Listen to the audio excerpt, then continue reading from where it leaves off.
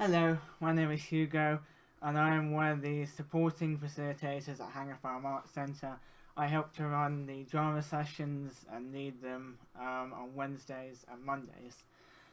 Today we are going to be going through how to make your own soundscapes at home using items and objects that you might find around your house. So you may be asking yourself, well, what is a soundscape?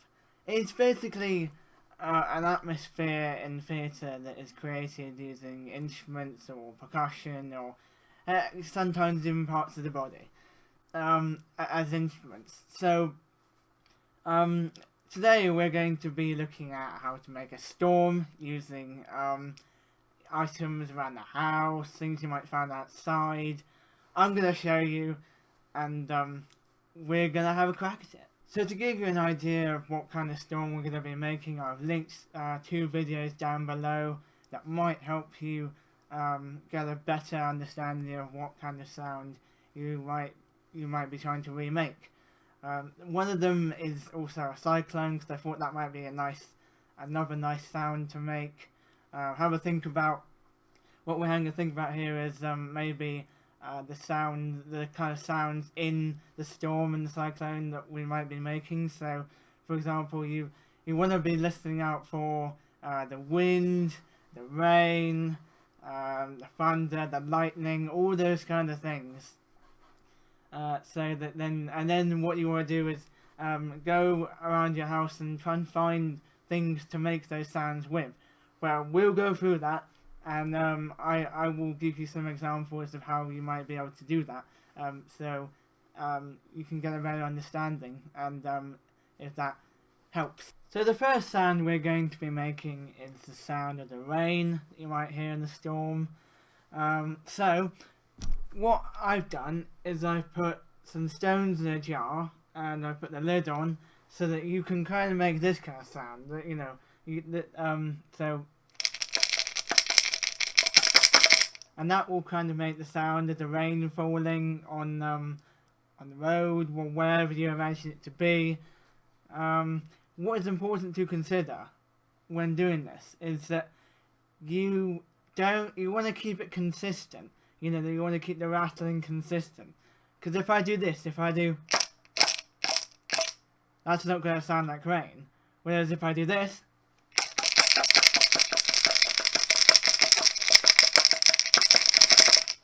that sounds more like rain. And you don't have to do it with a jar. You could do it with a cup if it's easier. Just make sure that you maybe put a lid on, because that will be easier, and that will be, stones won't fly out then. So I think that is a much better way. Of course, if you want to though, you don't have to do it with the lid, just be careful. So you might be asking yourself, well, what other sounds can we make? Well, you could also make the sound of materials and clothes flapping in a storm. So the best way to do this, or one way you could do this, is you could get some actual clothes. So I got a t-shirt, and you just flap it. And that should make the noise of something flapping in the wind. But you want to make sure that you do it rapidly enough so that you can hear that noise. So just try again, you just do this.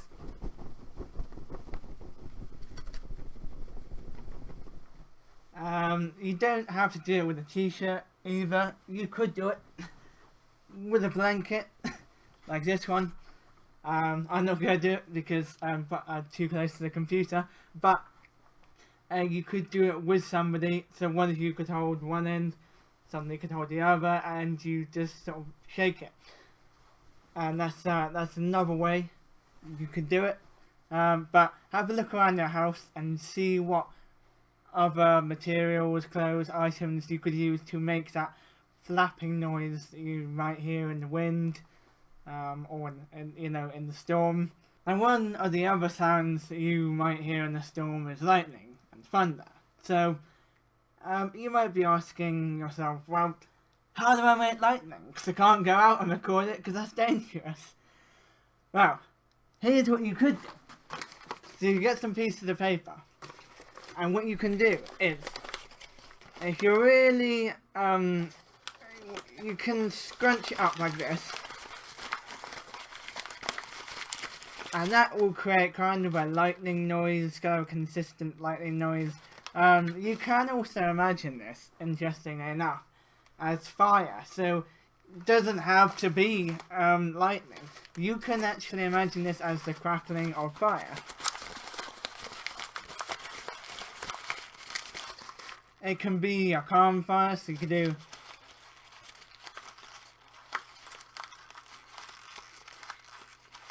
or it could be a roaring fire, like this. I've kind of scratched that. But you know, you kind of get what I'm saying. Another alternative to making the lightning noise is a bottle. So you can just get, if you find a bottle in the house, you can just do this. You can go, and that will kind of create, yeah, it's a harsh noise, I know, but it will kind of create the crunchy lightning effect, you know, that lightning has when it strikes, you know, the crunching of the ground, sort of thing, or whatever, you know. So, and again, you don't have to keep it consistent. So, 1 minute, you know, the lightning can just strike once, and then it can be really calm. So you can go, and then you leave it for a bit, and it's like it strikes again. So, and then you can do it again. You could do it with somebody. Somebody could be doing the fire. So somebody could be doing somebody could be doing the rain. So, you know, just get really creative and have fun doing it. And with the lightning noise, you can also add a clap to it, you know, a clap of thunder. So there's many ways you could do this. You could use your hands, so you could go, you know, and somebody else could be doing, and then somebody else could go, or you don't have to use your hands. You can use, and again, be careful because you don't want to damage it, you could use a book. So you could just do this, you could just gently, you don't want to hurt yourself, but you want to just slap the book on your hand, like this. So you just go, you know, and then, so you can create multiple sounds at once if you've got someone else in the house with you. And so you can both sort of build up to it. So, you know, one person's doing this, one person's going, and you can create the soundscape of lightning and thunder. Easy, right? But again, you don't have to use paper, you could use something else. Just look around your house, have a look outside, get somebody to help you, get someone to look with you. Find another object that might represent the noise of lightning and fire more accurately. You might, you know, is just have a look around, use your imagination. So what other noises might we hear in a storm or a cyclone? Well, you might hear the the build-up of wind, particularly in a cyclone, and also in a storm. So the best way to make that wind noise, if you want to, is you can use a hollow roll, or you can use a hollow tube, whatever you can find around your house. And you can just do this, you can blow through it, like so.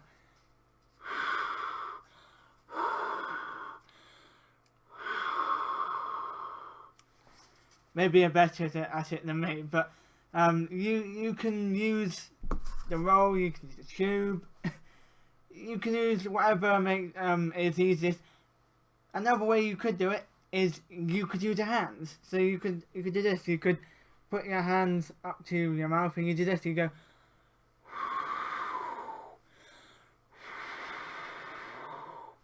It's like I said at the beginning, you're using your body as an instrument.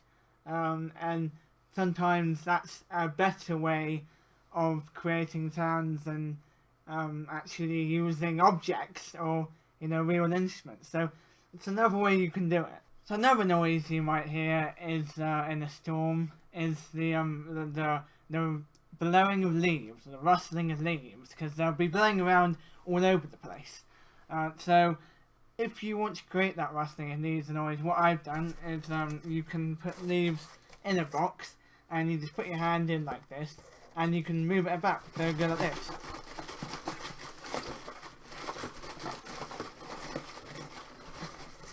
And if that doesn't work for you, what you can also do is you can take the leaves out, and you can just do this.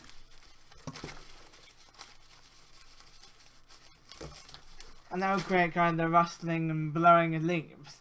And also, what you can do with this is you can get two noises in one. So, for example, in one of the clips I sent below is a clip of Dorothy from The Wizard of Oz, and she's sitting in her room, and all of these things are blowing around outside. So one of the things you might hear blowing around is rubbish, like a bag. So you can put the bag in the box with the leaves, and then you can create multiple sounds like this.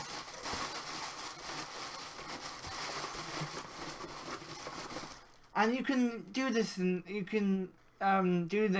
different ways. So you could build up to it. So you could start off really slow, and you could build up.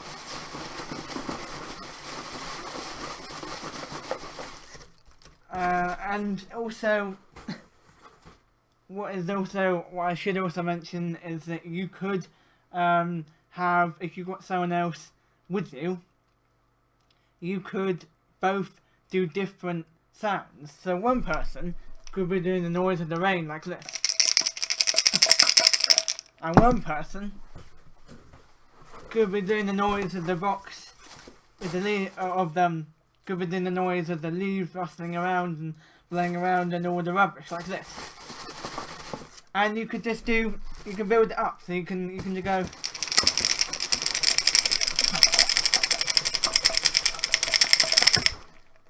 It's whatever makes the sound believable to you, or it's whatever you are happy with. So if you like the sound, then that's good. It's important to get creative and just use your imagination. That's one of the biggest parts of theatre, is just being able to imagine the sound, see it in your head, hear it in your head, and then just recreate it. Find things around. Doesn't have to be a box. Could be a tub. You could find a tub, an ice cream tub, and then put the leaves in. And then, or you could find you could even, again, put it in a cup. Or you could put it in a jar. Put the leaves in a jar, is what I'm trying to say. So just get creative and find things. Have a look around the house. That's what this is all about, really.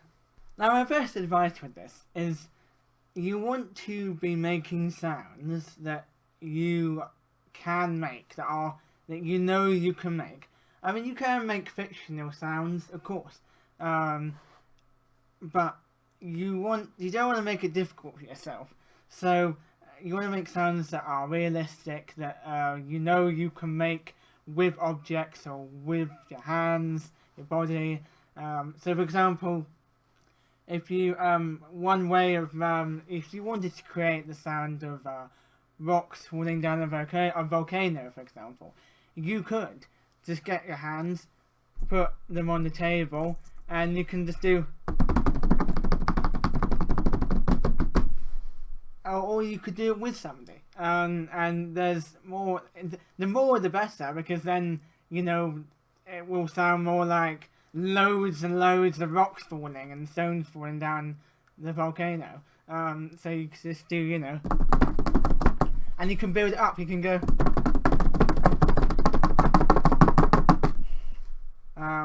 So yeah, just look around, have a look.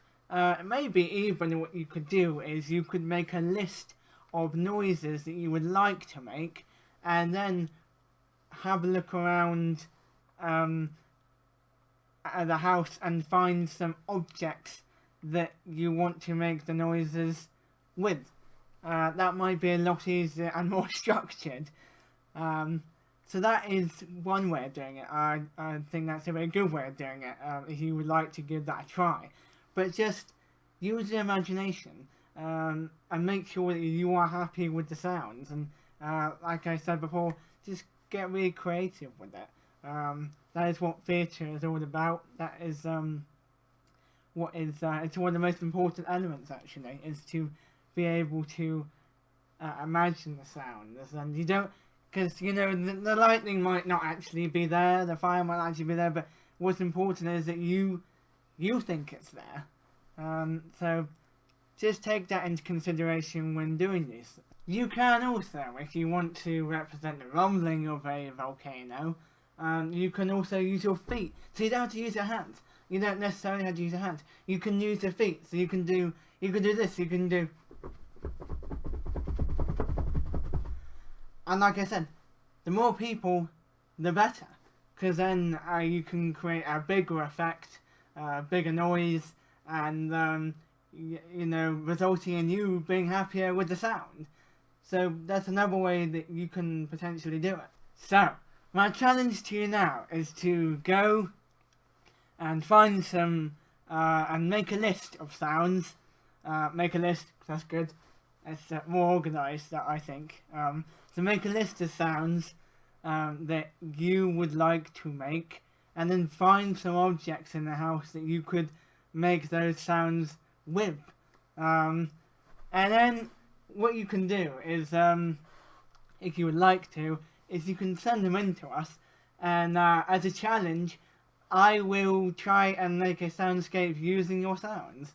So if you can record them and send them in, then that would be great. Or even if you just send some footage of you going around and making some sounds around the house, around the garden, that would be really good, and I think that would be great to see, to be honest. So I hope you've really enjoyed this challenge. This lesson, rather. And I hope that you are able to find some sounds that you like, and I hope it's really giving you something fun to do, and I hope you enjoy doing it, and I hope you find it a really creative task. And most of all, just make sure to use your imagination. I know I've said it before, but just use your imagination, be creative, find things. Just that it can be absolutely anything. Can be because in the clip I sent below of Dorothy in her room, there's pots flying around, so you can find some saucepans. There's a chair flying around. There's all sorts. You can, if you want to, use saucepans around the house, but be careful, of course, because, like I said before, cyclones, they pick up anything. So it could be saucepans, could be spoons. So if you just put this spoon, what I've done is I've put one little saucepan thing in another saucepan thing, and so you can rattle it to make the sound of the pots and pans flying about. So you can do this, you can go, or you can use the spoon. So you can do this, you can go,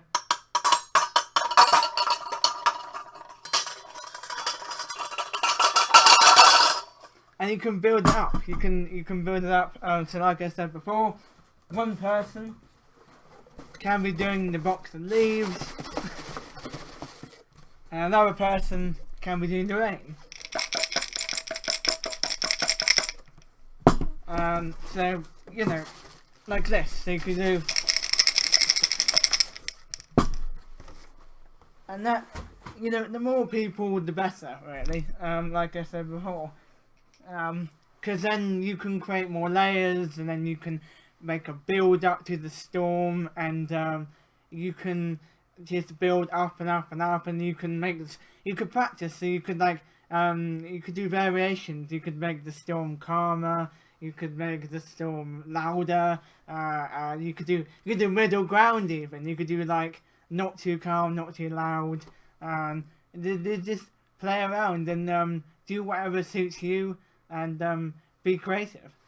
Most of all. So I hope this has been really helpful, and I hope you really enjoy it. And feel free to send in your ideas, and I will see you next time.